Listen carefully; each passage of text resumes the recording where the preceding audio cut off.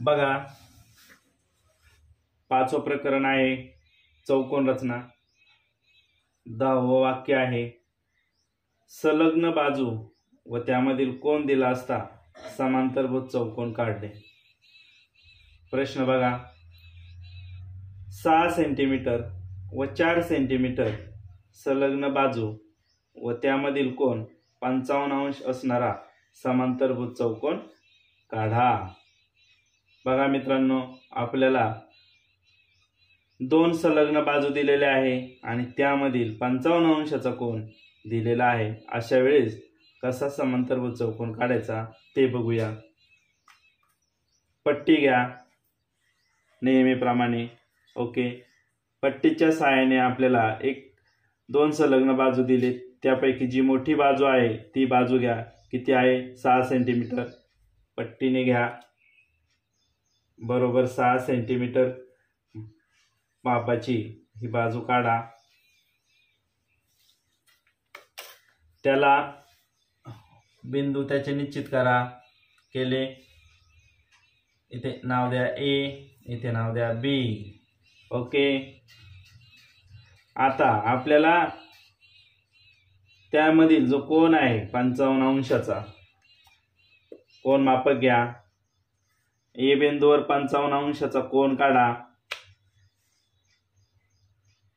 तंतोतंत घ्या, घाई करू नका, गडबड करू नका, घ्या। ओके, बघा 55 अंश 10, 20, 30, 40, 50 आणि 55 ते कंस करा। केला, पट्टी घ्या, पट्टीने ए बिंदूमध्ये तो कंस जोडून घ्या, व्यवस्थित जोडा, घाई करू नका।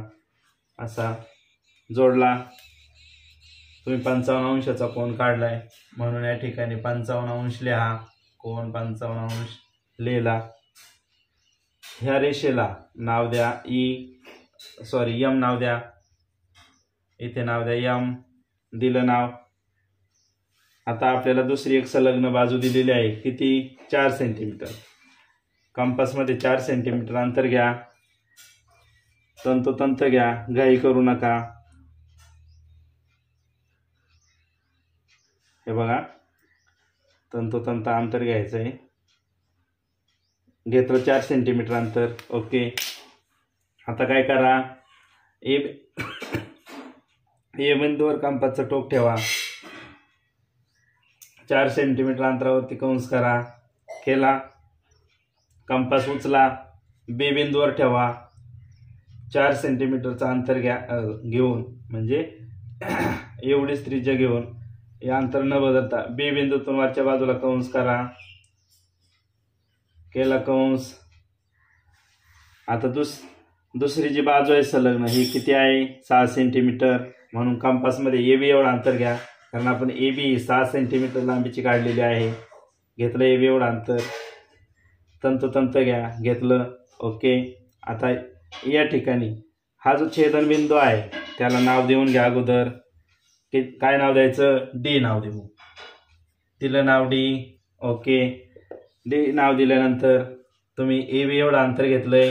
ओके, डी बिंदूवर ठेवा, कंपासचं टोक ठेवलं। ओके, मग आता काय करा, ह्या डी बिंदूवर तंतोतंत ठेवा।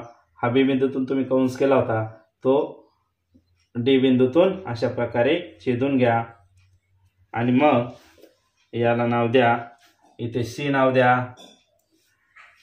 पट्टीच्या सहाय्याने डीशी जोडा, तंतोतंत जोडा, गडबड करू नका। ओके, व्यवस्थित जोडा, घाई नका करू।